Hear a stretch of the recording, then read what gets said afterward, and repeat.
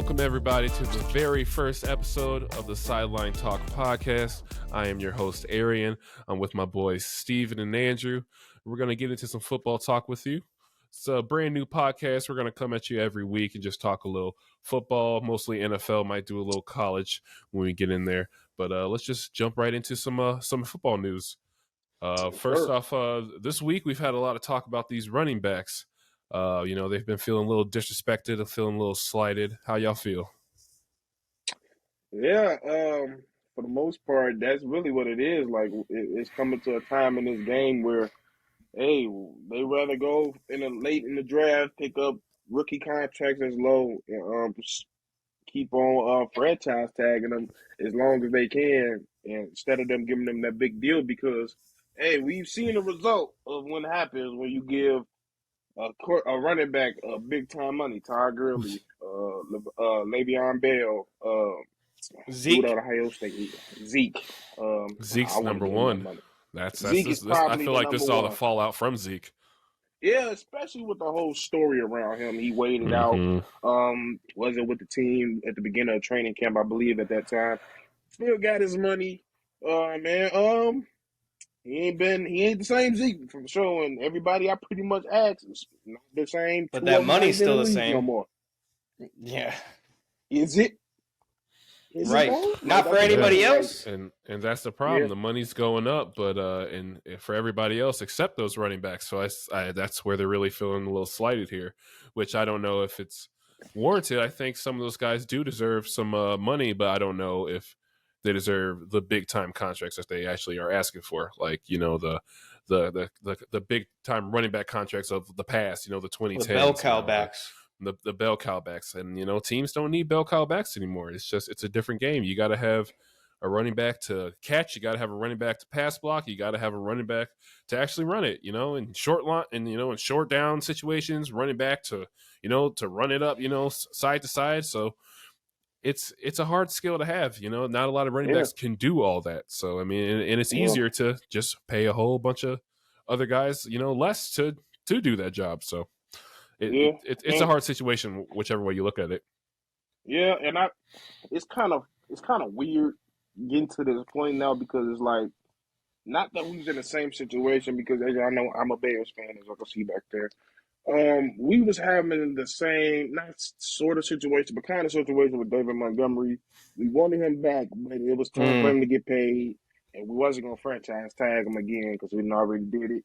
We loved the dude. The team loved him, but it was like, you gave him an offer he didn't like, and you went to Detroit. And that's really what it is. And I think during those discussions before he signed, before he was no longer a Bear, like, people in the Discord was like, he's very important to this thing. I love him. I was like, I love him too, but like, it's coming to an age where it's the era of the duo back. Because if you think about duo, it, triple, duo, triple, all the top teams got duos, from the Packers, even to like your team, the 49ers, multiple runners. Miami got a couple running backs. Plug and play. That's just. Oh yeah, 49ers been doing that for a while until they got Christian after McCaffrey, Frank Gore. Yeah, they were definitely just bring him in, next guy. So Elijah Mitchell, a lot of your guys got hurt and stuff, but Breida the Cheetah, had a good rotation. Yep, yeah, and he brought that same the same kind of thing down to Miami, and so I think it's just that's just the way it goes. Too. Like, now, you do got the peoples of the Saquons of the world where I just feel like he doing a little bit too much because they offered you a pretty good deal. If y'all don't know, during that bye week, they offered him an extension. He didn't like it. He wanted more guaranteed money, which I believe was in like the 23 million range. And they was like, okay, cool. We're going to give you some more in the guarantee range, but we're going to take some off your annual. And that was the second contract they offered, and he declined that as well. And we like, all right, bro, this is the point that, and I think most Giants fans know, he wants to get paid like I said, a bell cow running back, and they're not even trying to be a bell cow running back. If you look at the statistics of last year, yes, they was very run heavy, one of the best running teams in the league. He was leaving the offense heavy, but they switched and wanted to pass more. And that's what it. And with Dable, you kind of expect that. You knew he's gonna come in passing more, and that's what they did. They started going away from him a little bit more, even saying giving out little innuendos in the press, saying, "Oh, we're more than just Saquon. Yes, Saquon is important, but we're more to this offense than just Saquon." And I think Saquon just got letting this guy a little bit too personal, and he using the opportunity of, yeah, everybody is being slighted. You technically ain't being slighted for real, but I get what he's coming from. But at the same time, everybody else, I feel like, because he's the main one talking the most, he don't really have the most room to talk. And they just got James Robinson, just And recently. they just So picked up James Robinson. So sit down if you want to. They not gonna care. Let's talk about the analytical side of the game a little bit more, because there is a little bit more of a lifetime to the running back market that there is to a wide receiver, say. And I think we've talked about this off camera before. You'd say second, third string receivers get higher pay than, let's say, a starting running back. But if you look at it scheme wise, the game is becoming more pass heavy. The line is becoming more agile. There's less of a chance to get that protective influence of an offensive line that's big and bulky, because a lot of these schemes of run are side to side, and it's a lot less downhill, straightforward. One, to reduce concussions, but two, to reduce injury. From a San Francisco fan, as you can see, we broke 2 ankles this year just from a quarterback standpoint, and their job is to run backwards from the line, and you're asking to pay a guy $200 or $150 million in a contract guaranteed in any way, shape, or form to run against your, first of all, 5 of your own linemen who can get pushed back and knocked on your very expensive piece of equipment, your shiny new player, or one of the other defensive players who's not really adept at tackling but tries to make a name for himself, gator rolls your running back. What do you get then? Now you have an injury. You'd rather pay a guy who plays 1-on-1 or 2-on-1 most of the game and is able to clear 60 yards than a guy who has to fight through 10 guys at one time per down just to see if he can get 36 inches? That's not worth it. Yeah, I can definitely see that. I mean, it's and kickers are making more. I read this on the news. Kickers are making more than running backs. So let's calm down about that, because first of all, if we just take that, headlines are supposed to grab you, right, and be like outlandish. Well, let's look at this. Who's the highest scoring player in any fantasy team? Usually the kicker.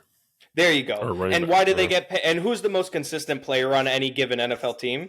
Hopefully, is that one scoring the most points is the kicker. Usually, it's they're not the highest scoring in like fantasy. They're usually like, if you look back at like who's the most like highest. I've heard that player, stat. Yeah, who's the highest scoring player on a team? It's usually like the kicker. Like Robbie Gould is still like the leading scorer in like Bears history. So for instance, just to say that it's not wrong to pay kickers more than running backs. It's because they bring more value because of the points that they can get. Can a running back get 50 yards by just kicking the ball? No. Can he get 3 points by just kicking? No. The kicker can. Can he get? How many chances does a running back need to get a 50-yard run versus a kicker who just needs a few chances at a field goal for a 45-yarder? About 15. Yeah. And that's a bad defense. The running backs that can, the jack of all trades, like that's the only time I can really see a running back being worth getting paid that much. The Christian McCaffreys, the Alvin Kamaras, even like Travis Etienne, probably someone like him, Austin Eckler, some of those guys. I can see them. Eckler.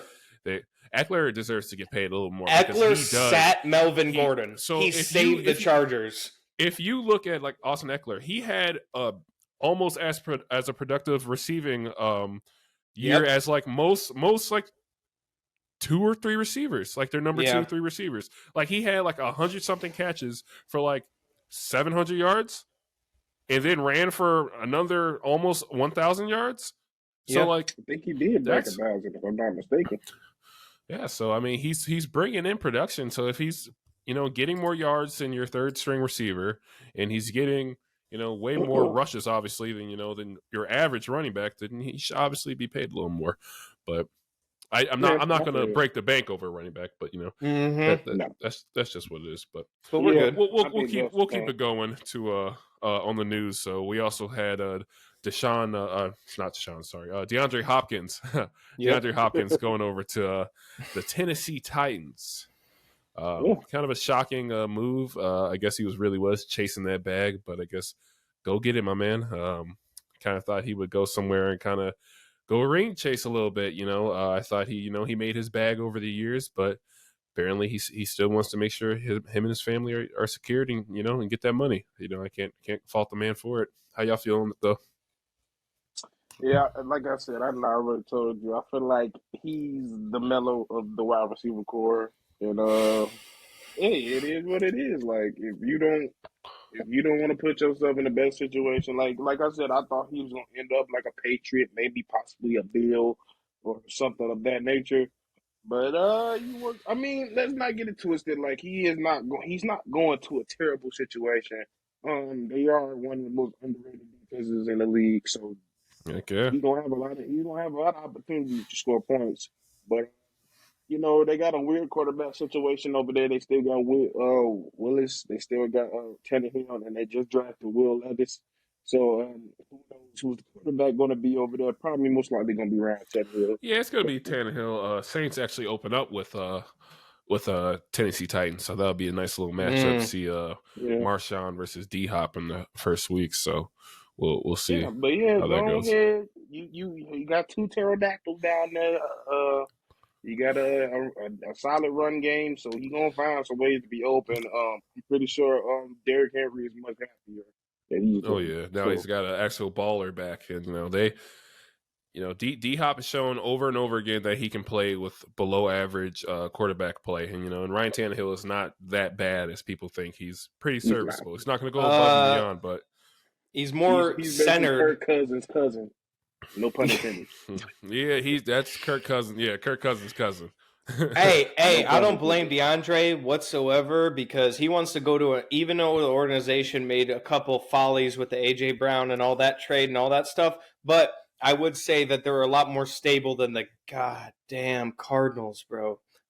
Why? Oh yeah, that's a dumpster fire. He left headache and got paid more for it. Can you imagine? You get to leave a job that sucks. And then you get paid more, and it's easier. Yes, sign me up, bro. Bye. That new coach they got, I forgot what's his name. That man looks like a serial killer. Man, did you see his like first like kind of like walking like to the office? Man, just goes in there like shaking like everyone's hands. He sees like Kyler Murray meets him for the first time. He's just like pew pew pew, rockets. That's what I envisioned. That's her office. And Kyler's just looking at him like, okay, man, like. All right, bro. Like bro look weird.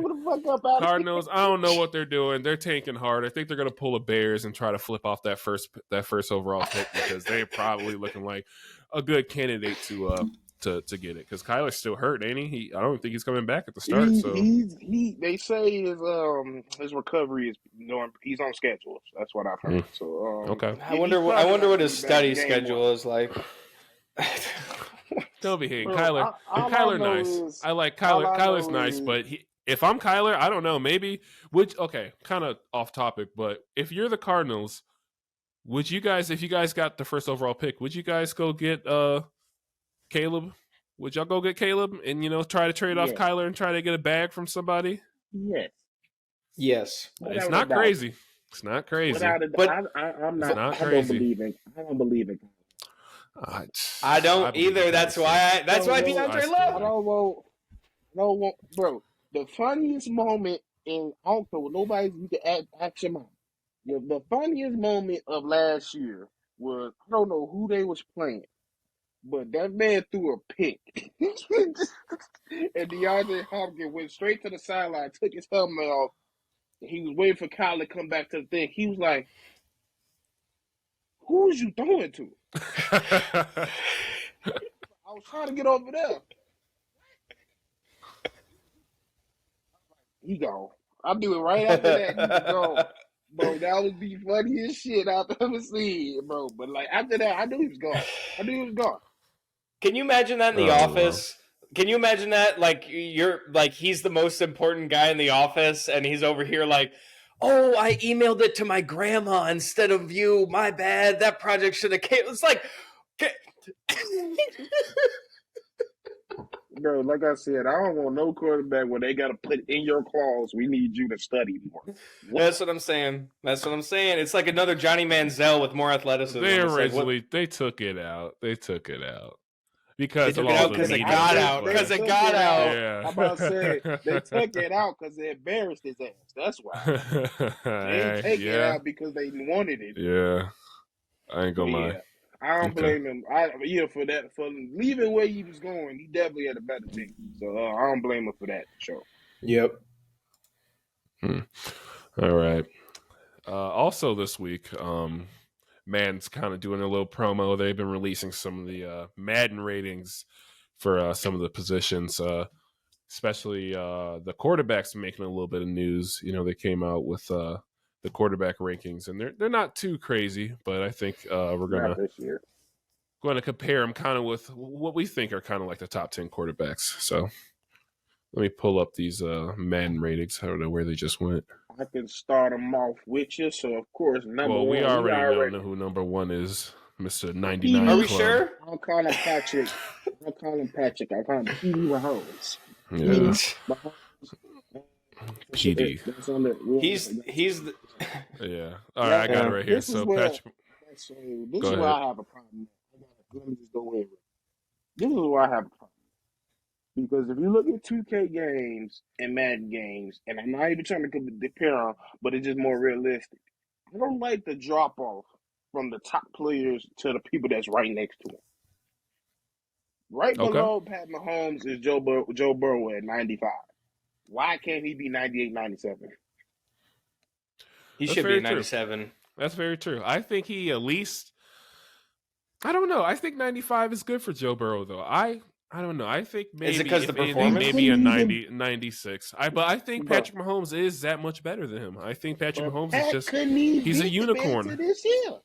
That's true. That is very true. I mean, if you want to talk about arm talent, yeah, he probably got it. But man's a unicorn. Joe at this age is a unicorn of his own sort. There's not too many like. When I look at Joe Burrow, I feel like he's a unicorn when it comes to the sense of like Peyton Manning. Oh yeah, I love Joe Burrow. He got everything so quick coming into the league. His ordered. Pocket presence is A1. His moving in the pocket is A1. Oh yeah, with a terrible line he first started off with. The line was not good at all. Tore his ACL, like all types of shit. Came back still, commanded that pocket. Like Barry Sanders of quarterbacks over here completely changed in the pocket. Completely changed an organization. But after Joe Burrow at 95, they got Josh Allen at 94. Then they have Lamar Jackson at 91, followed by Jalen Hurts at 88. That's disrespectful. That's a little wild. That's a disrespectful. And then tied for 6, we have Justin Herbert and Dak Prescott. Dak need to drop. I can see maybe Dak. I think Cowboys fans would agree. Boys, a solid 83. And then we have Aaron Rodgers and the Jets with an 86. I don't know if I can. Are you gonna tell me that? Wow, that man has a 10-point drop off. He started last year with a 96 overall last year, and now he's dropped to an 86. I think that's a little disrespectful. You're going to tell me Dak Prescott is better than... Not on your life. I'm a Bears fan saying this shit. Not at all. Not on your life. Than A-Rod. Not even on his worst day. Not even close. Not even on his worst season he just had. He wasn't worse. Not even. But continue.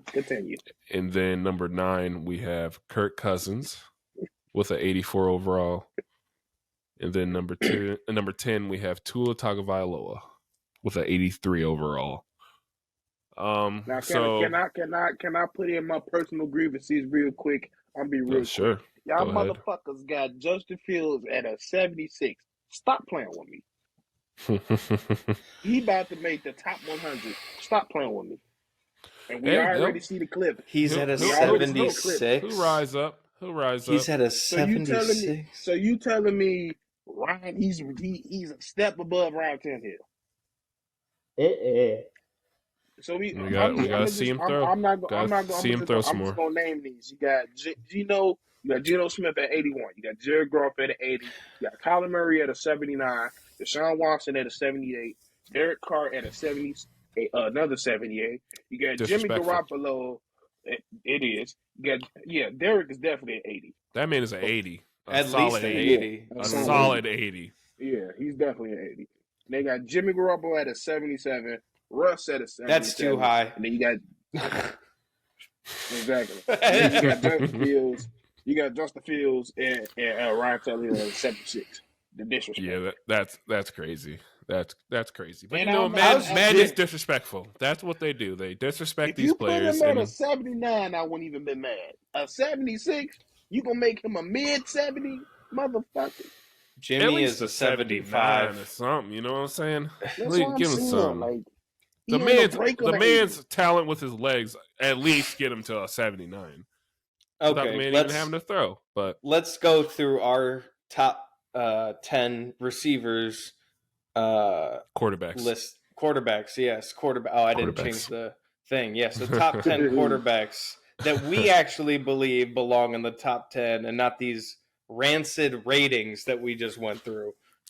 Not that our opinion matters or anything. So, no, of course not. Go first. Andrew, how about you? Okay. Two niggas in the microphone. Am I the microphone? Okay. All right. Number one. Okay. So top 5 should be pretty much a no contest, I feel. For me, it's Mahomes, Burrow, and Allen are my top 3. And if we want to break it down in that aspect, we can go through that. I mean, let's go. Because it's harder down. It's harder down than it is up. So okay, we'll do that then. So yeah, my top 3 also in that order was the same: Mahomes, Burrow, Allen. Okay, agreed. Same for you. Okay, and then we'll break that down a little bit. Mahomes. Yeah. What are you gonna say? 99 overall for a reason. He could retire today, and he's in the Hall of Fame, first ballot. He's trending to be out there playing the GOAT. That motherfucker out there playing baseball. That's all I'm gonna say. And he's never seen a quarterback throw a ball. He throws it better than Aaron Rodgers in a deep ball form. I've never seen Aaron Rodgers can release quicker, but Mahomes throws with way more power. And you can see that from just the direction and the flow. The velocity. Oh my God. He just rips it. When you watch Rodgers, it looks like a flick, like a wrist turn, like he's flicking it. Mahomes opens and baseball turns his hips into it, and it just...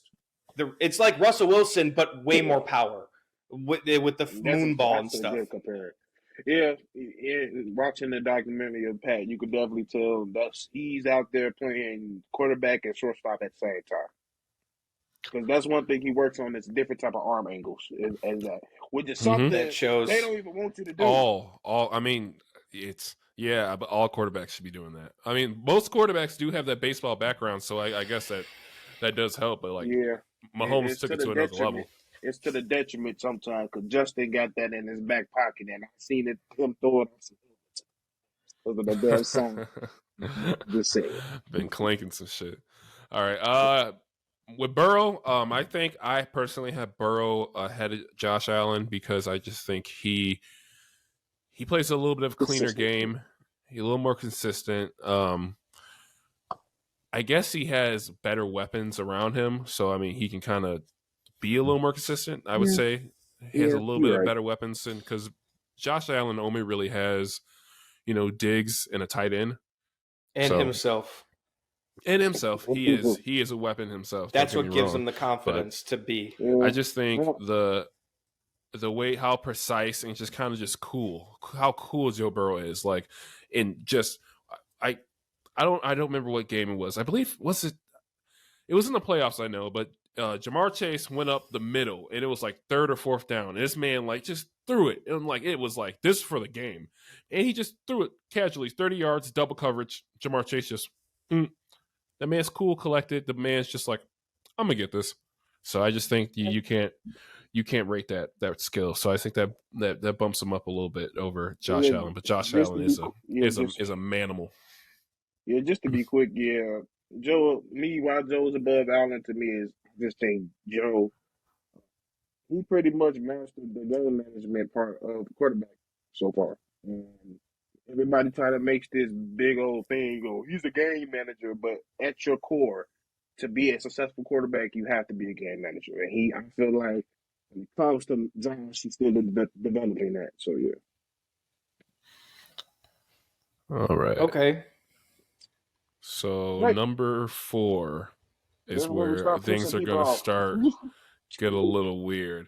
I'm going to let y'all go because I know that I don't have the same answer as you guys, so I'm going to let you guys go. Okay, so I have, after Josh Allen, I have Hurts, Herbert, and Arian.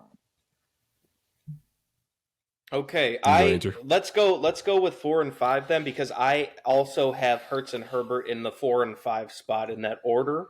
So if me and Steven want to, Steven, do you want to talk about Hurts or Herbert? You want to pick? Take Herbert as the Oregon boy, so you can take. Okay. Well, I'm gonna actually throw a little Justin Herbert in there early since I have that man at 4. Okay. I have Justin Herbert at 4, and I have Jalen Hurts at 5. Okay.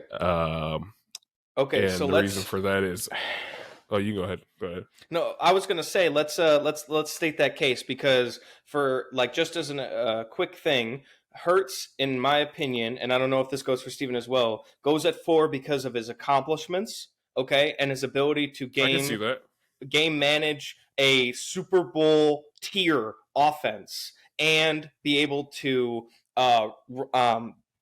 give the opportunities to his teammates in an offensive respect properly and on time and consistently. And that's how you become successful, is the repetitions, but good ones. It's not bad practice, it's good practice. So him being able to last this long in a season and do those reps, that's that value you only get from being in the highest of highs, and I don't think Herbert has gotten there yet. So how can we expect him to perform at that level if we've not seen it yet? We've seen Jalen Hurts get there, so I would like to see more from Herbert. But go whichever one you want to talk. I think that's the key thing, is he got there.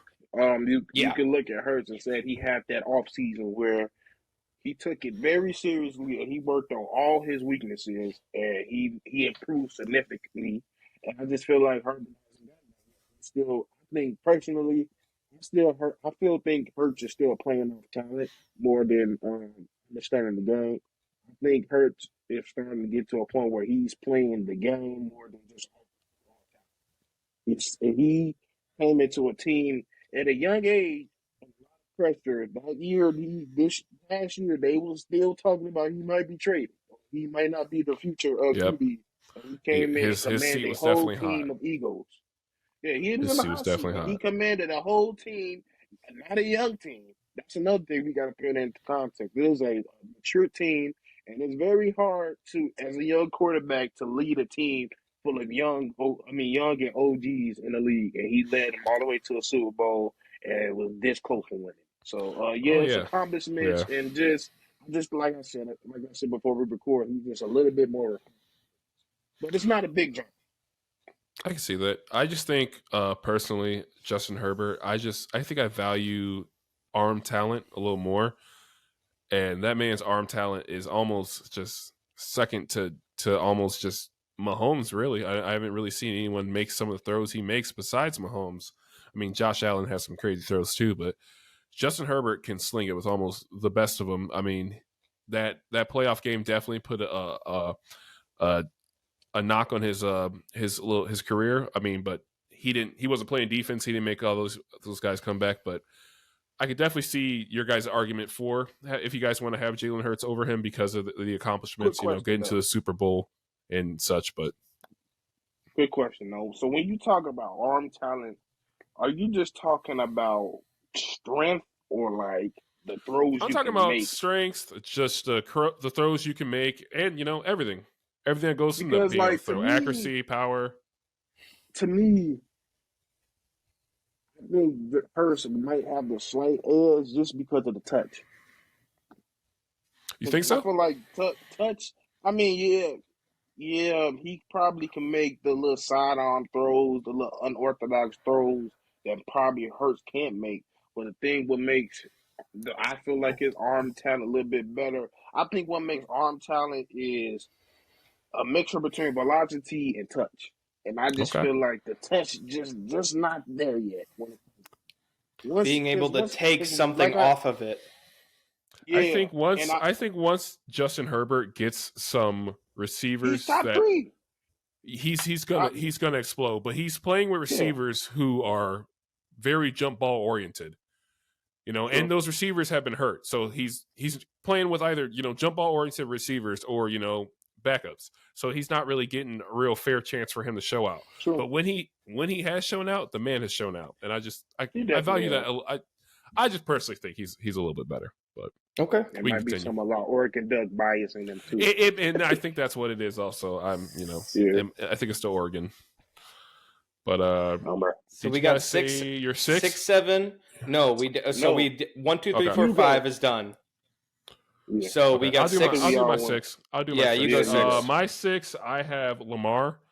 Lamar getting this big contract, I think, is going to put all the worries to bed. I think it's time to go. I think Lamar's finally got an OC who's going to adapt to him. Not that the last OC didn't, but I think it's going to open it up. Not going to run a lot of 12 personnel. I think they're going to run a lot more 3 receiver sets, spread it out, and actually get him going. I think Lamar's going to pass, have his best passing stats that he's ever had. I think he's still going to run, still do his natural rushing things, but I think he's going to really throw it and actually, put up some decent numbers, some good stats. He's got Odell over there, talked about. Zay Flowers. I think he's really going to come together. And so I think if he all comes together, I think he's at that number 6 spot for me. The key is that he doesn't run because he has to. It's run because he wants to. That's the key for the Ravens. Yeah, and his design plays have always been nice. But Justin Fields runs because he's about to die. So he's got to take off. And Lamar, a lot of Lamar's best plays are the kind of QB design stuff where he just option boop. And I feel like that's more. I honestly feel that's more Ravens than. Yeah. So, who's at your 6? Lamar. Okay. Yeah. I have Trevor Lawrence. Lamar is my 7. Does anybody have a flip in that direction, or is T-Law a little bit lower 7, for you guys? No, 7 I have 7. No, my 7. No. Well, in any case, I'm not going to be harsh on Lamar here because I know that he's a top 10 quarterback in general, and I just have him 1 space below. But I'd like to say that I respect and admire the ability to be more of a pocket presence passer than the reliance on the athleticism. That is a Christmas tree ornament in my opinion. That your quarterback can do that. The whole point of your job is to not hold on to the ball. That's the job of the quarterback, is to get rid of it.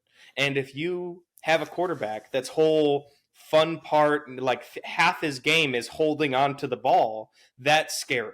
And that's a lot of money that you're putting on the line every time you say, okay, get ready, guy who isn't as big as the linebackers by 100 pounds. You know what I mean? So what I'd say is I kind of put Trevor Lawrence up there because I think he has more potential to go further in the league. And I think he's already developed his arm talent, of which Lamar has yet to do. And that's kind of why the contract situations were the way they were for so long, is because he wasn't an obvious get. He's not Michael Vick in the pocket. He's not that. He's worse at passing, and we can all agree on that. But he has the ability to be better. He just needs to focus just like Jalen Hurts did. And no one's saying he can't. So that's why I have Lawrence above him by 1 space. Okay. Yeah. I don't have no arguments there. I just think Trevor, that's a little bit too high for me for Trevor. It's splitting hairs by a little bit. I just have a couple guys I would put above him, and not really. I only have one I put above him, actually. Yeah, it's only one. Okay. But do you want to go to your 7?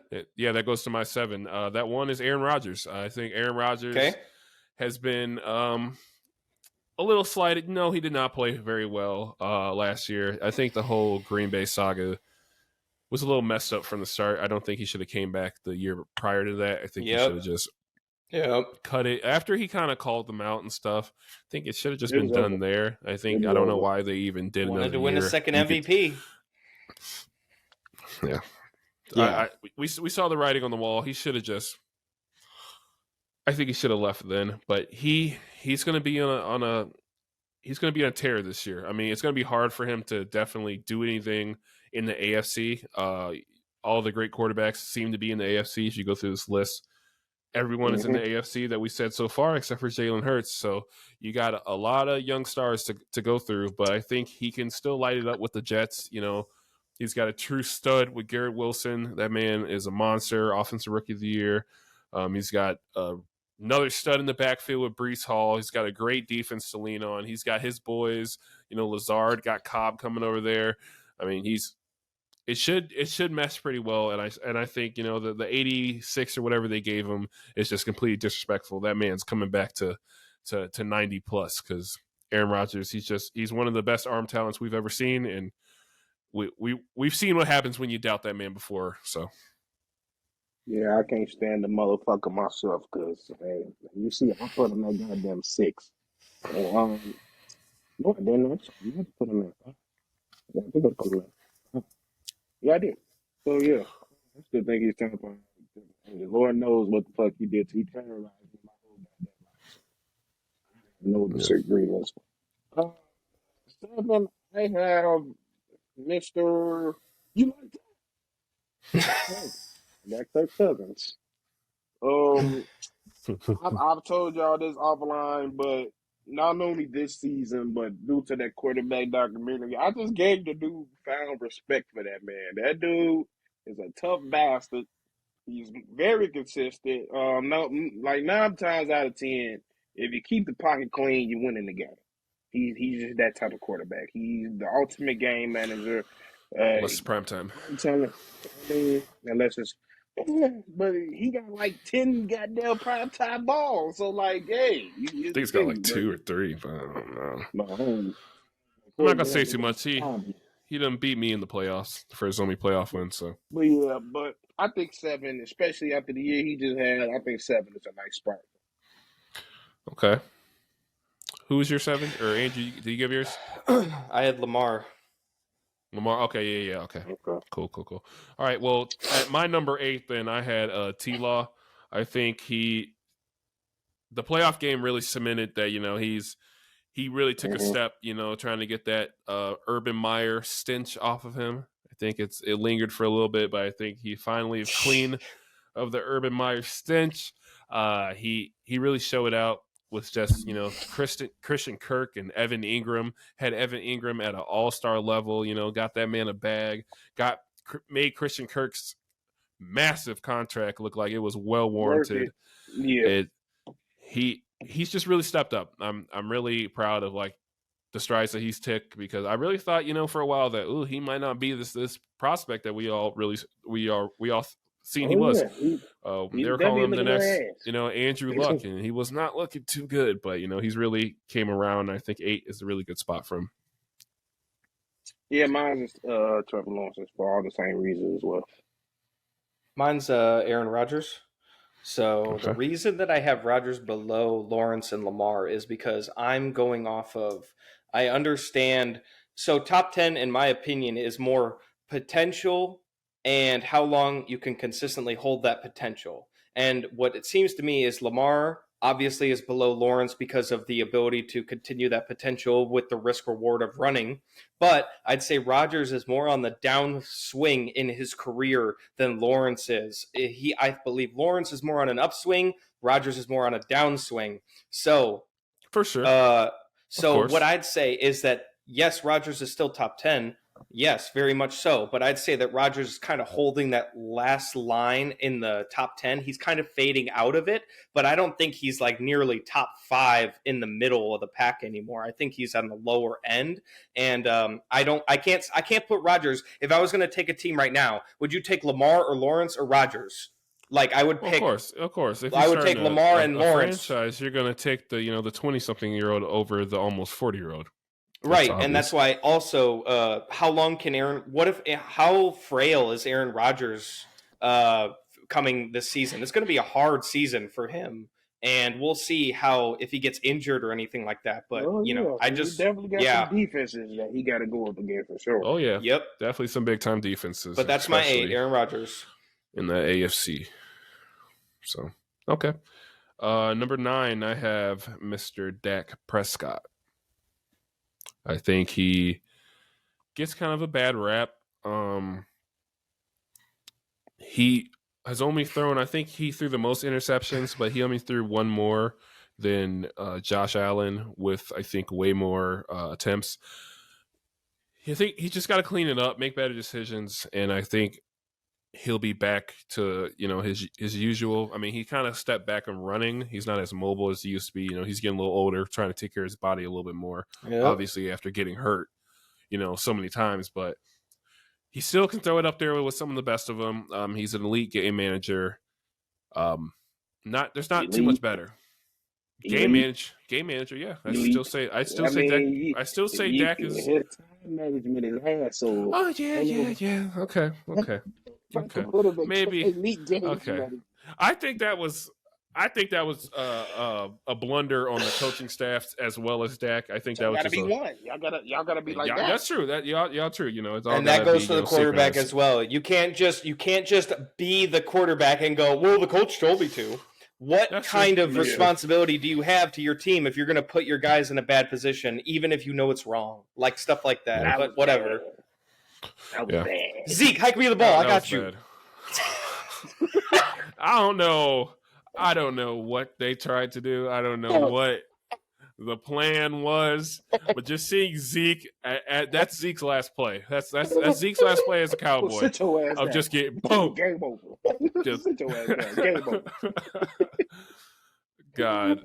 Pure comedy. They ain't have to do Zeke like that, but that does make my heart a little warm as payback for that. Like that. This coach they did that man bogus. But I like Dak. I think he's going to have a little bit of a resurgence year. I think he's going to do a little bit better. Shit, he had already came out and said, "I'm not throwing 11." I said, well, I'm not throwing more than 10. Who's your number 9, Steven? Okay, my number 9 is Volkswagen Golf. Jared Goff. Same. I gotta put it. That man had 4,400 yards, bro. Okay. There's literally there is nothing you don't know. I've seen James Winston throw for 5. And 30 for 30. True. See, that's my point. You can say just because you're throwing yards, how many interceptions he got? Let me just double check real quick. He had 30. Goff had 1? No, he had 7. My bad. I was about to say what? He had 7. So 7. How many touchdowns? 7, how many touchdowns do you have? 29. Okay, that's. Solid. Goff had a good year. Goff is just one of those quarterbacks who the coach really has to do a lot of his mental work for him. He's kind of just point and shoot. Wait. Let me pause you on that. He ran one of the most complicated offenses. Sean McVay ran that. No. Sean McVay ran that offense, my boy. Hold on. Say Sean McVay ran the offense and the quarterback did ran it. Was he out there playing the game? I'm sorry. Was Sean McVay out there letting loose? You still got it. You still got to throw. You still got to make the right decisions. But Sean McVay is in that man's headset and telling him, all right, that's your mic. That's your set. That's where we're going. Yeah, and you don't think enough repetition of that and letting Tom Brady with Belichick and then leaving to Tampa. You bring that system with you. You bring that understanding. What I'm saying is most elite quarterbacks are making all those reads, making all the identifications themselves. Jared Goff doesn't do that. But Dan Campbell is not an offensive guy. No, not his OC is though. I mean, yeah, but I was watching him. He was sitting there. Don't get me. Jared Goff plays well, but he's the ultimate kind of system quarterback. If the system is great and you give that man everything, you get his reads for him and everything, great. He can hit that. But he's not really, when things don't go his way, he has to get off platform. It doesn't really go his way. I mean, that's most quarterbacks, but yeah, let's ask Dak Prescott what off-platform throws look like, and then we'll see. Let me ask you this: Can Dak Prescott lead the resurgence of the Lions like Jared Goff is doing? Not saying lead, but the resurgence of the Lions offensively. I don't think Dak could perform as well as Goff. I believe he could. Because I definitely believe he could. Kellen Moore, if I'm not mistaken, Kellen Moore is not the OC no more, correct? No, Kellen Moore. It's Ben Johnson. You can book it. Dak will have a down year. You can book that. Think so? Okay. Guaranteed. Okay, timestamp it. Save the Cowboys fans some embarrassment. Timestamp it. 45-33. I don't even like the Cowboys, but time. Okay. We got 9. I like predictions. Let's keep it moving. Keep moving. Come on. We got 9. Let's get 10. So this is going to be the most interesting. Who is left out and who is the last to get in? So, Arian, what would you say your 10 is? My number 10 is Kirk Cousins. Like Steven said, the quarterback documentary kind of opened my eyes a little bit more because I really, really hate the Vikings. The heartbreaks, it's been a little too much. I don't even respect the Vikings. I truly don't like y'all. Fuck a skull. Fuck y'all. But I respect Kirk Cousins. I'm not gonna lie. Kirk Cousins is a dog. The man. I've never seen someone take a beating like that and still get up and be like, I'm gonna throw this bitch. So literally every play was in that mud. Okay, I gotta go. Okay. You can call him a dad, you can call him whatever, but the man, he makes plays. I mean, he gets it to his number one guy, Mr. JJ the Jet. He finds a way. So I can't slight the man. He's my number 10. I'm gonna be honest. I'm gonna be disrespectful. I'm getting to be honest. I'm putting to it. Dak ain't make the bitch. I'm sorry. You know why Dak ain't made it? Because you got all that goddamn talent and you keep fucking up. No, you're not a top 10 quarterback. Move on. Okay. Short and sweet. I like it. Ooh, Justin Fields Cowboys is my top. Justin Fields is getting in my top 10 because I don't want to see Kirk Cousins or Dak Prescott in the top 10. They don't deserve it whatsoever. Not the team, not the skill level, not the potential. They have all hit their ceiling. They are all on the downswing. Justin Fields is the only one with potential left out of the other quarterbacks in the league that can possibly reach the top 10 and stay there. So I'm the Bears fan here. What's going on? Once Justin Fields, just like Lamar, once Justin Fields doesn't have to run for his life, you'll be able to see him calm down and be ice cold in the pocket when he doesn't have to fear for injury or anything like that. And I don't think Dak Prescott has the potential that Justin Fields does. He has not shown it, nor has he been in the ability to lead a team. He let Jason Garrett lead that team. Stop. So if you're going to have – and McCarthy, are you serious? Are you serious? You're not audibling the plays to something smarter? How long have you been in the league, sir? And then Kirk Cousins, you got the greatest comeback in regular season history that makes no damn sense to anybody because it doesn't matter and no one's going to remember it. I respect to Kirk Cousins and all he's done, but I don't see him doing anything but feeding receivers to get higher numbers, and then it all amounts to what? Disrespect is crazy. It all amounts to what? Astronomical numbers of disrespect. I'm gonna be honest. I can make the case, like I told you, I can make the case of why he can be close. I'm starting the conversation. You said you value. But my thing is, I do value pocket passer. If you gonna be a top 10 quarterback, you got at least over 3,000 yards in my opinion, and you just ain't did it yet. And that's not his fault, necessarily. Right. And we could get into it. Have you seen him in Ohio? Like I said, I feel like because when you giving out the Trevor Lawrence, if he was throwing the ball just as much as Trevor Lawrence, he'd be right next to the motherfucker. That's besides the point. And I do value, Arian, you're right. Yeah, I do value potential. I do value potential and pocket passing. Hot takes over here on the Sideline Talk Podcast. Sizzling hot.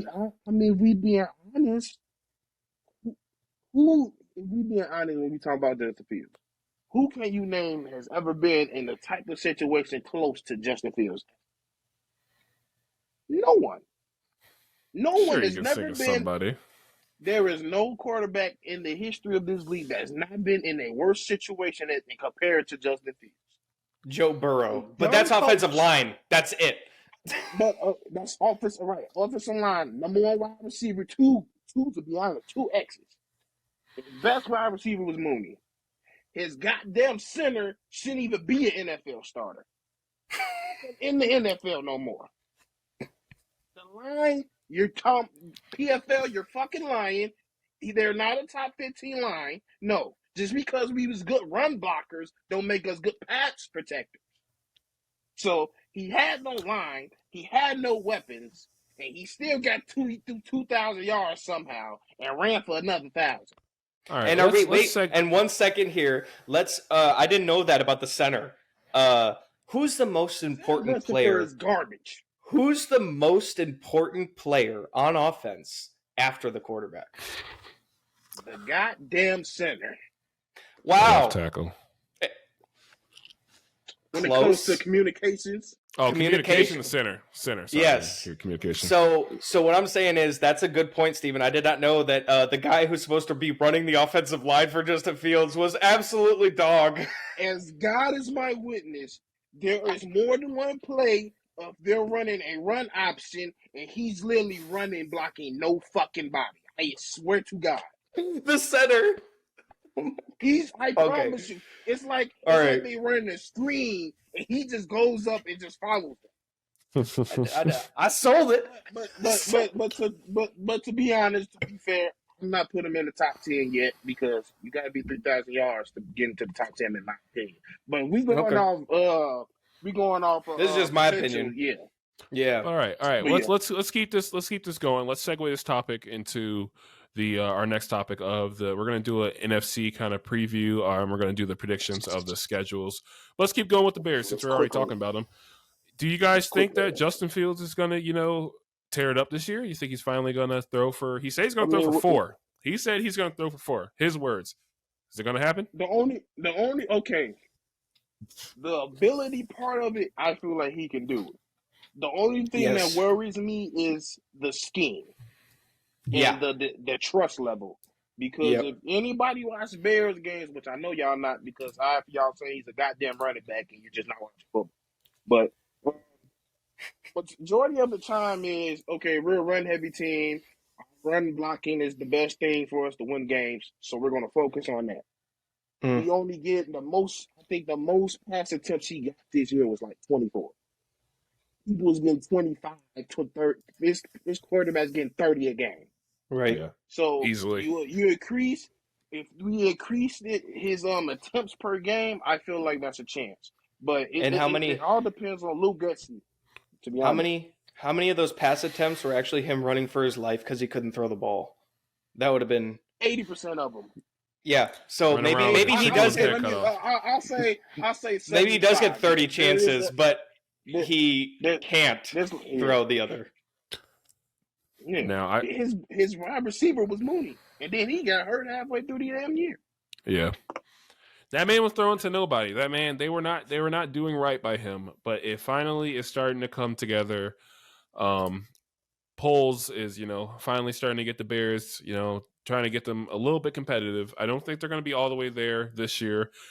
I think they're going to be at least maybe around 500 this year. I think next year they're going to really take form and really hit it off. But this year is going to have this year is really going to tell us what they're going to be, and I think they're going to be really trending up. They came out here, got them a home run hitter in DJ Moore. That was a crazy signing. I was really wondering what they were going to get for that first pick, and I was really hoping that they did not get fleeced. I am a Saints fan, but I do live here in Chicago, and I do still like Chicago football. So I was really hoping they did not get fleeced, and they did not at all. Turning that first round pick into a couple picks, and then DJ Moore was insane. You pair DJ Moore up with Darnell Mooney, Chase Claypool, Cole Kmet, Robert Tonyan, and I think Justin Herbert's got all the help he needs. He just got to put it together. the running back core is a little shaky to me still. What? Khalil Herbert, Dante Foreman. I mean, I believe in Khalil Herbert. I believe in Khalil Herbert. Dante would have been 1,000-yard run if he played the whole game. Okay.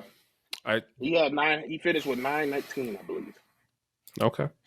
And then we also got Bijan Robinson teammate. Did you guys? Yeah.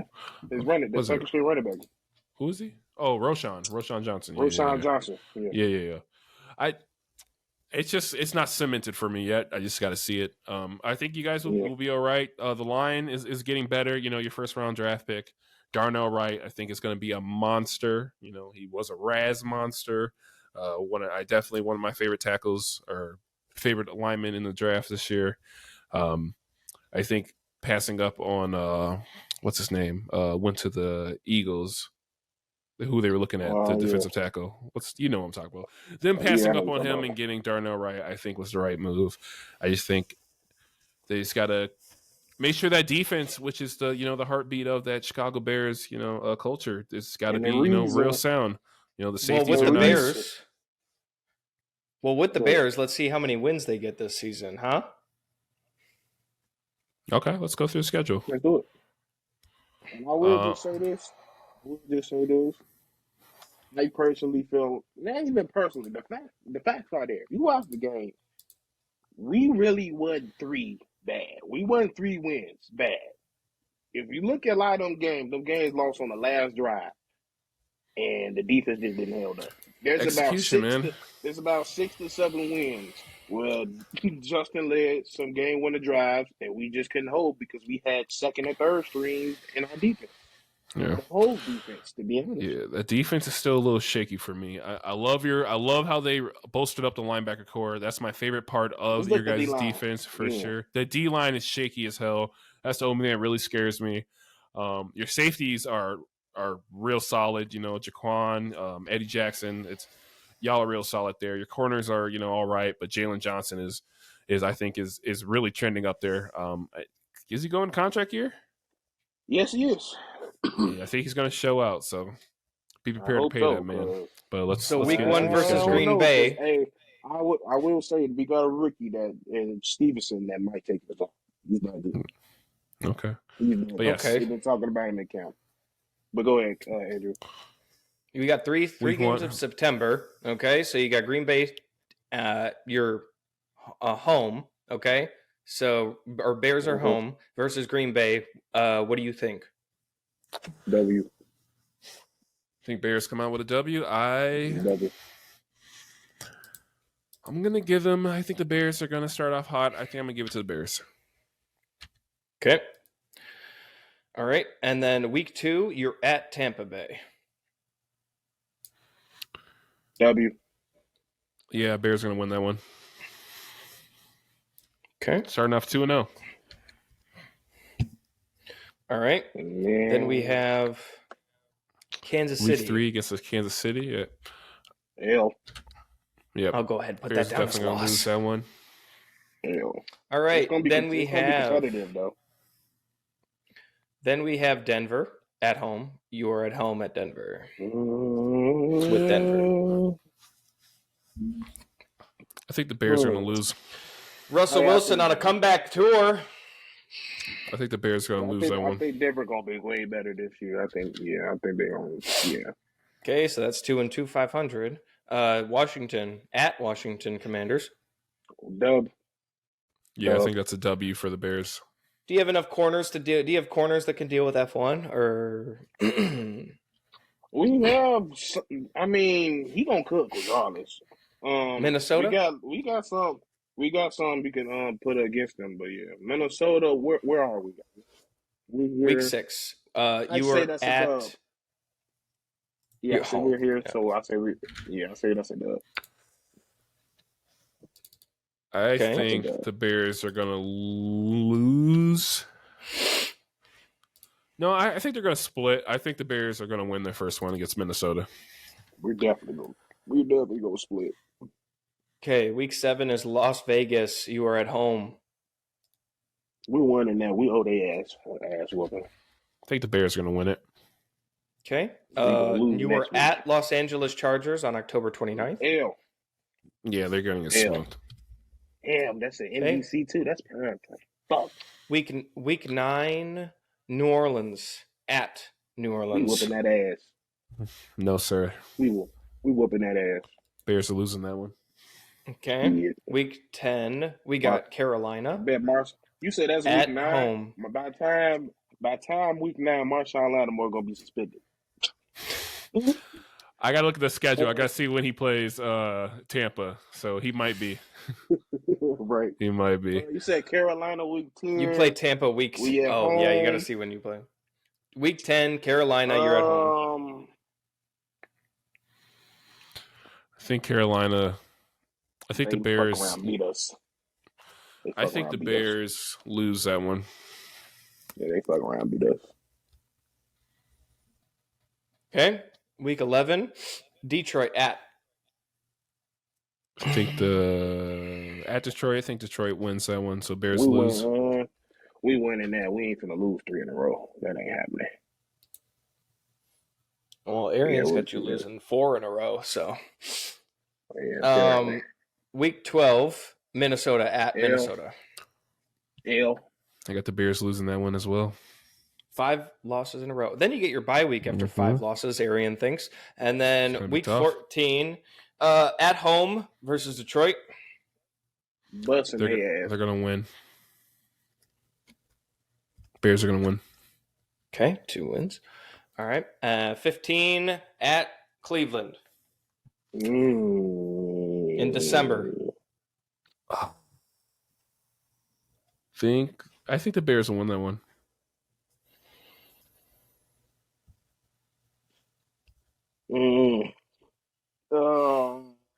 Deshaun Watson.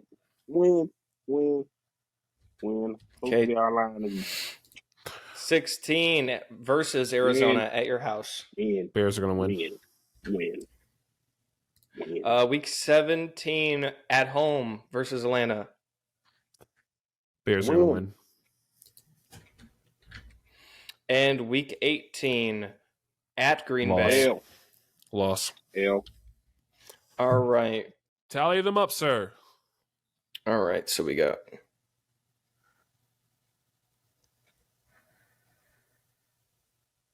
Yeah, I mean, that was. I think that was 8 and 8. Oh my God! I almost just caught a fucking Charlie horse in my leg. Holy shit! Yeah, because you said we was gonna lose goddamn 5 times in a row. The blasphemy. It's the damn blasphemy. Don't come for me now. This is I mean, it's not a difficult schedule, but it's not easy either. No, not at all. So it's pretty well rounded. You got heavy hitters in the beginning. You get a little mid in the beginning, it's a little mid in the middle, and then if you kind of finish out strong. But it should be an exciting season. I'm not one of these people talking about we're gonna win 10. I don't want to put that in the air. I think if I'm right, I think I should have it probably about 5. 9 wins. 9 wins. I gave him 9. You gave him 9 wins. Steven gave him 11. So what am I? Am I dumb? Ooh, we say not one of the people that got 10 wins, we got him 11. I don't believe it, but when you start breaking it down, it feels like you should. Week 1 and 2 are wins for Steven. 1 and 2, 4, 5, 1 and 2 are wins. 5, 6, and 7 are wins. So that's 5 wins.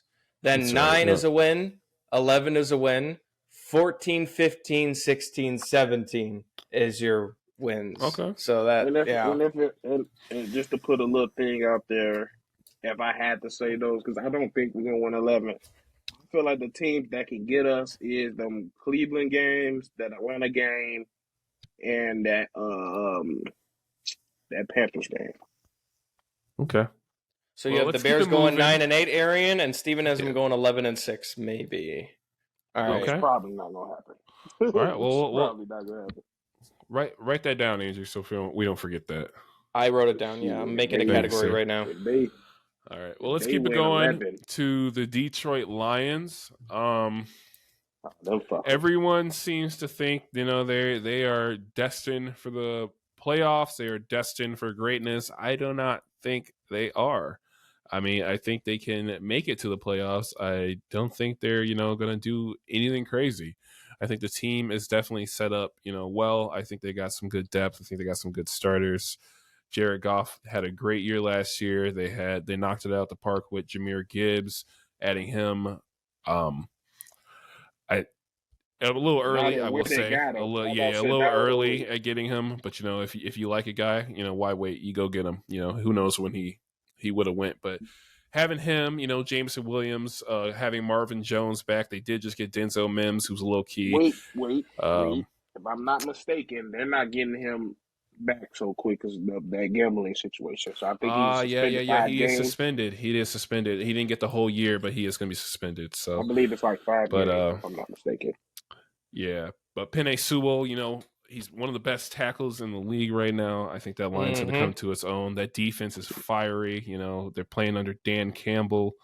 Aaron Glenn is their DC. He's a Saint. They're both Saints guys. So I think they're going to do pretty well. That defense is going to be crazy. They got C.J. Gardner-Johnson. I think he led the league in interceptions last year or was tied.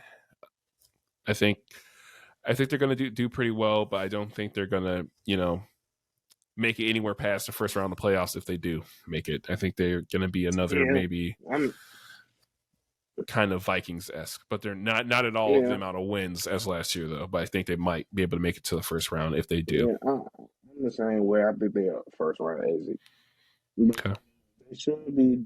If I had to put my money, they probably going to be the ones to lead in the NFC.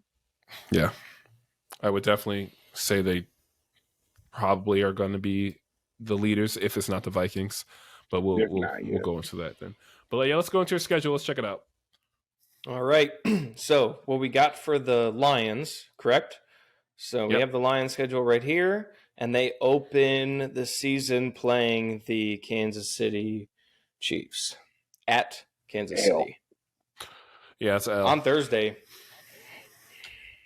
Yeah, it's L. Okay, so now we have Seattle, and they're at home. W. Lions are at home versus Seattle. I think Lions win. Okay. All right. Now we have them still at home versus Atlanta. W. I'll give them a W. All right. Now we have So we have the Lions at Green Bay. Not a long trip, but certainly not a short one. L. Yeah, I'll give them L. Okay. Then we have week 5, which is home versus Carolina. W. Okay. Then we have their bye week. I'm sorry. I'm on the Lions. Yeah, I was about to say no. It's not. Yeah. No, that's the Packers. 9. Yeah, my bad. W. L. W. Okay, week 6. My fault. We have at Tampa Bay. W. Okay. Don't know what Tampa Bay's doing this year. And we have at Baltimore next. L. What?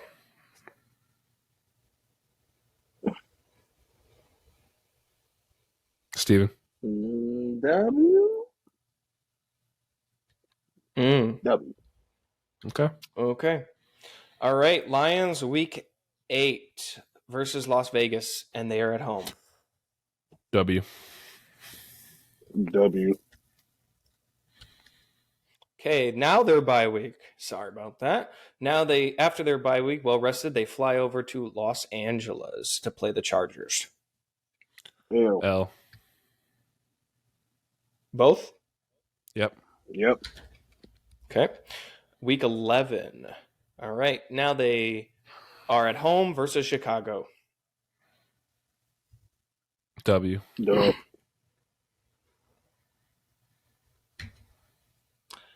Okay, this is going to contradict you guys a little bit. Is it? All right. It did it last time. Steven said W. Steven said the Lions would beat the Bears right now.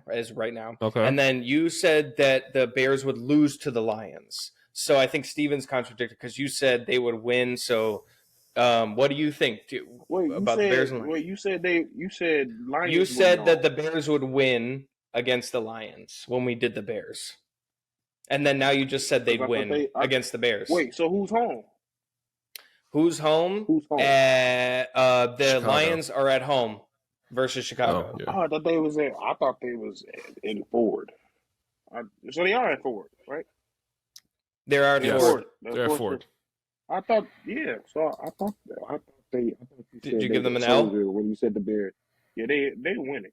They're winning at home. Okay, so then that drops your win total for the Bears down to 10. So there you go. That's okay. That's my problem. Okay. All right. So we'll do LL or WW. Sorry, WW, because you said they both win. Got it. Okay. Let me just change that over here. 10-7 is your new thing for the Bears. Okay. Let's move back here. Now we're going to Week 12 versus Green Bay. So they're still at Ford. I'm gonna give them an L. W for Steven? L for me. Okay. All right, Week 13. Now we have at New Orleans. This is a little bit of a road trip. L. L. Okay. L. And then we go to Week 14. Now we come back to Chicago at Soldier. You said both. Yeah, they would lose. You said both of them would lose at Chicago. So L. Yeah. All right. So Week 15 versus Denver, and they are at Ford. Oh. L. Week 16 at Minnesota. W. L. Oh, at Minnesota? Whoa. At Minnesota. Yeah. L. Okay. Now we have Week 17 at Dallas. L. They might win now. Give it an L. I don't know if they're going to lose.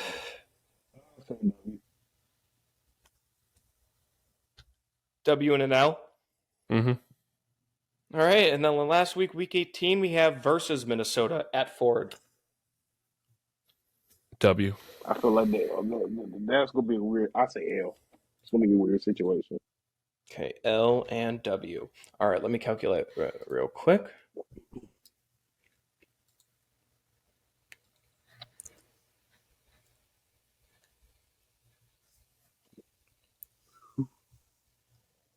They don't got an easy schedule. What's the strength? That's I can tell already. No, they do not have an easy schedule at all. So that's I wanted definitely the NFC. That's definitely not a. Yeah, interested to see what these totals are. I said I think they'll still either it's going to be Vikings or Lions are going to lead the NFC.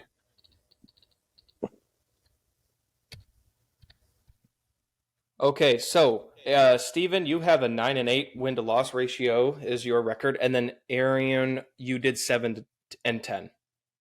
Really? Okay. Yeah.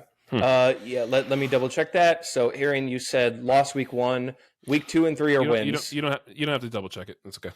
Let's keep 4. moving. What we doing? Vikings. Let's do the Minnesota Vikings up next. All right. Yeah. That's a weird team right there. That's just a strange team. They're basically gonna be repeating everything minus a running back and maybe minus maybe Danielle Hunter maybe and Zadarius. So to me, they might have got worse. It may not necessarily they might be completely worse, but they got. Let's do an acid test, shall we? Tampa Bay. We all agree that they're dumpster fire central right now with what they're going to do in their plan. So, how do the Vikings match up against at home against Tampa? I think everybody is going to win against Tampa. They're going to win because Tampa is, like I said, is in a. But just to go a little bit more on the Vikings, they lost. Like you said, they lost it. Well, they haven't lost to Neil Hunter yet, but I believe he requested for a trade. They did lose Zadarius Smith over to the Browns, but they gained Marcus Davenport, my boy from the Saints, and he is rocking number 0, which is, funny enough, the same number of sacks he got last year after starting every game last year. So I like that he's carrying that over to the new squad of the Vikings. Right. They also did get Byron Murphy. He is a pretty good cornerback. They lost Pat Pete. Pat Pete did have a resurgence last year, but they got Jordan Addison. A little speed racer, Henry Ruggs light, minus the tragically killing some people. I do like Jordan Addison a lot. I think he's definitely one of the best receivers coming out of the last year's draft or this year's draft. Just be smarter, and we'll see how he plays on the field. Well, if you both think they're going to beat the crap out of Tampa, I mean, let's keep that winning rate. Yeah. I think quite a lot of people will beat the crap out of Tampa this year. Yeah, I think. So after a win versus Tampa to get that confidence up, how do they feel about flying to Philadelphia and playing the Eagles? And giving their ass whoop. That's L. Got it. That's definitely an L. Okay, well, what about flying back home and then playing the Chargers? That is an L. Okay. And then what about flying to Carolina? W. Give him a W. Okay. What about flying? Jesus Christ. Flying back home to face Kansas City. L. God damn. Fly home away. Oh, my God. Okay.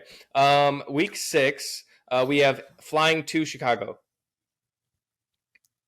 I think they get You it. said the Bears were going to win. You said the Bears are going to win. Yeah. I said the Bears are going to win? Yeah. Okay. Yeah, Bears are going to win. So okay. I say L. Yeah, L.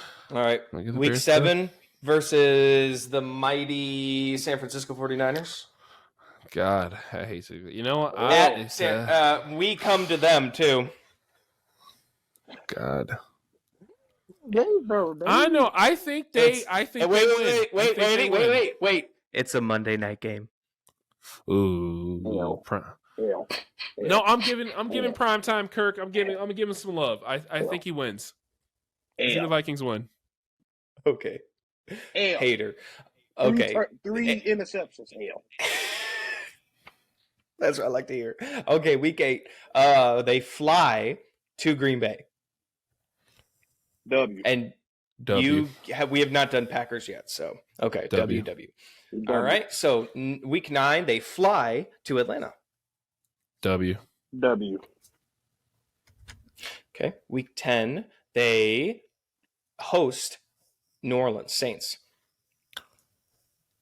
W.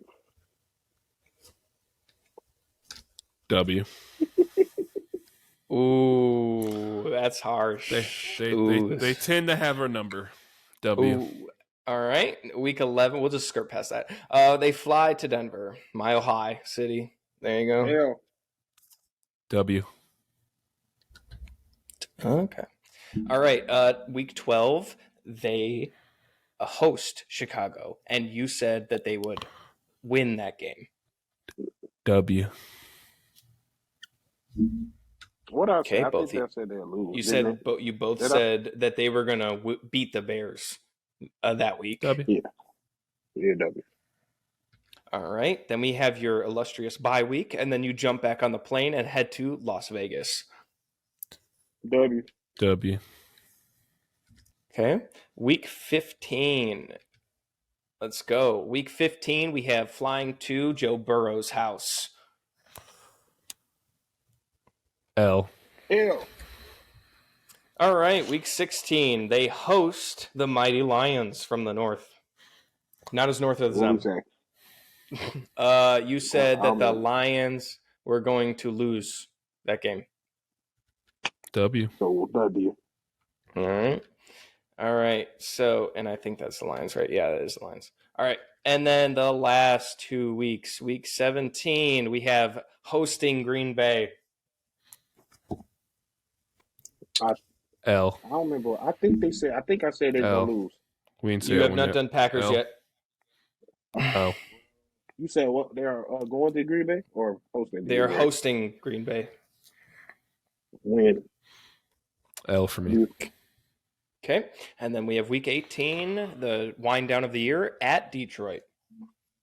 L. I think I said they'll win. Steven, you said, that they'll win. The Lions will lose. And then, Arian, you said that, you actually consistent. You said it consistently. Yeah. You said Lions were going to win and the Vikings were going to lose. Let me calculate that out real quick. Yeah, so I think, apparently I don't think the Lions might win the NFC North because I gave them a 7-10, but it's either going to be Vikings or Lions. I mean, someone could surprise me, but I think Vikings are going to stay about the same just because the NFC is a little weak. Yeah. Or they drop because of Dalvin Cook. Yeah, let's see what Madison does. Or Madison. Wow, you guys ended up with the same amount, just different. 10-7, both of you. 10-7. That's about where I got 7. I think they'll win the North with that. I can't believe I got goddamn Bears with it 2 games. You got the Bears at 10-7 and the Vikings, so it's going to be an interesting competition for the winning of this. Let's see how the division rivalry plays out. Let's get straight into it because I got a couple things to say. Green Bay. So y'all are not too much different than the Vikings. Y'all didn't do anything to really improve that much. You didn't really. I mean, you did lose a significant quarterback, so of course y'all lost Aaron Rodgers, of course.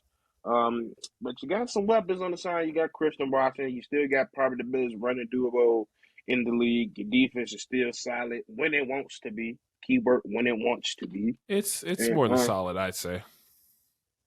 No, it's solid because the reason I say it's solid because they're good when they want to be, and then they're ass any other time. So it's solid. So because they're almost like they're almost like the whole team of the Vikings. I don't believe in it. One week they're amazing, next week they ain't shit. 1 week they're amazing, next week they ain't shit, and then when it's time to get for real and they go against goddamn 49ers, they really ain't shit. Okay. So in terms of that, I just feel like they're probably going to be the worst team in the North, in my opinion. Mike Tannenbaum, they came out and said that Jordan Love will be the best quarterback in the North. I don't know what the hell he's smoking, but he's smoking something, and I don't want it. Yeah, I just feel like there's a lot of unknowns going on in that situation. We don't know where everybody's going to work for. So they're in a rough patch, in my opinion. Okay. I mean, I personally think it's Jordan Love season, baby. He sat behind Aaron Rodgers for a significant amount of time.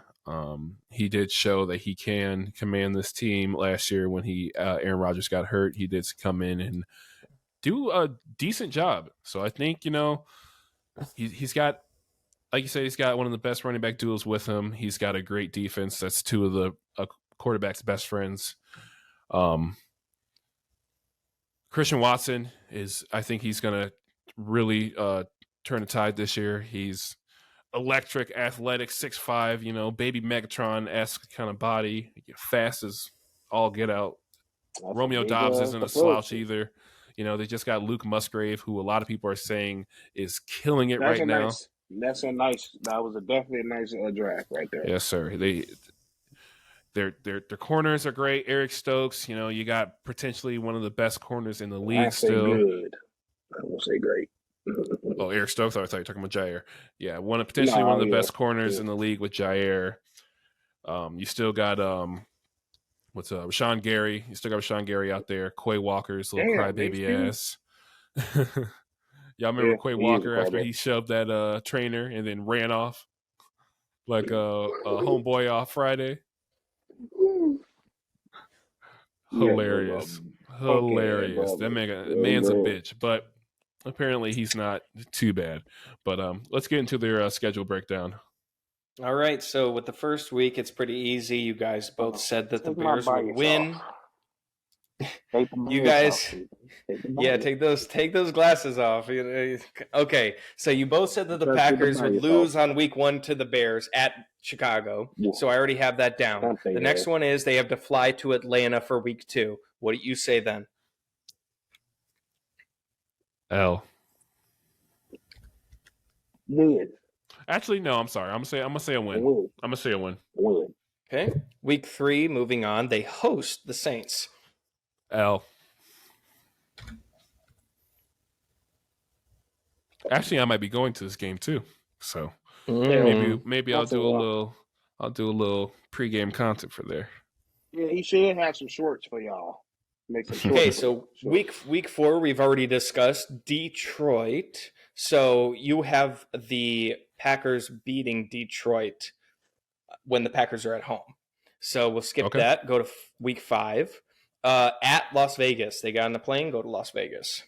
What do you think Packers v. Las Vegas? W. Okay.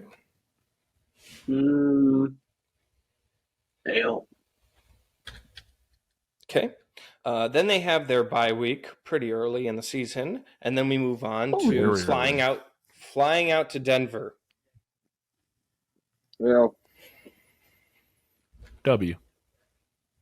Okay. Then week 8, it's versus Minnesota. We already did Minnesota. They win that one, so we're going to put 2 L's down for you guys. Then week 9, we have Los Angeles, and they are hosting the Rams. November 5th. W. Okay. Week 10, they fly out to Pittsburgh. L. L. Okay. Week 11, they host the Chargers. L. L. Okay. Then we have week 12, which we've already done. It was at Detroit.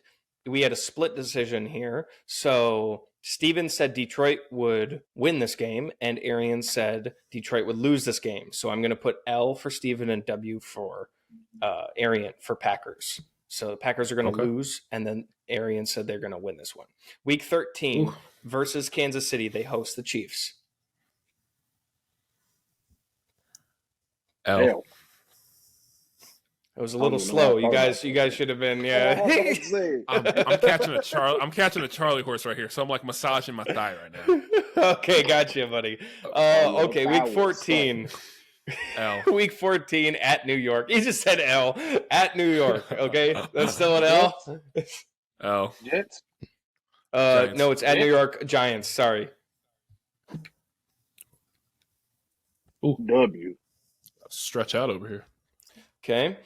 Week 15, we have them hosting the Buccaneers. W. Okay. Week 16, and this is the last one that we have to put in, is at Carolina. Yeah, lose that on some goofy shit. Yeah, I'll take a random L. Yeah. And we got 2 more. All right. Oh, no, you don't. Okay. Yep. Okay. So Steven said that the Packers are going to lose and then win their last game. So they're going to lose against Minnesota and win against Chicago. And then Arian says they're going to win out against 17-18. They're going to win out against Minnesota and Chicago. So let's count that real quick. I'm a little higher on them. A little higher than I thought. Yeah, I ain't. Arian, you're not as high as you think you are on them right now, to be honest. Am I not? Okay, I thought that motherfucker was like 5 to 13. Bro, I'm having a hard time finding wins in your thing. Maybe I'm tweaking. I don't know. Okay, no, that was Steven. Never mind. Steven does not believe in anybody. So Steven has a 6-11 win-loss ratio, 6-11, and then you have a 9-8, the same as the Bears. Okay. Yeah, that's about what I got him. But who knows at the last 2 weeks of the season? Who knows? Yeah, you got this belief in Jordan Love that I just don't. Yeah, I believe in Justin Fields way more than Jordan Love, boy. Like, no way they lose into the No, I don't see them. The Packers beating the Bears in Week 18. They believing in this trickle down effect. Oh, they did it with Ray Brown, but they did it with Rodgers. No, it stops. I don't think he's going to be elite, but I think he's going to be serviceable. They're serviceable. They'll be okay. Okay, yeah. Hopefully. All right, so let's go. Let's go through it one more time. Let's just go through it one more time. I'm going to say Steven's win-loss ratio for each team and Arian's. Well, so you don't have to do the. Oh yeah, the ratio. Okay. Yeah. I'm not going to go through every week. No. Yeah. So Steven's prediction for the Bears this season is 10-7. Arian's prediction for the Bears is 9-8. The Packers. Steven's prediction for the Packers is 6-11. Arian's prediction for the Packers is 9-8 as well.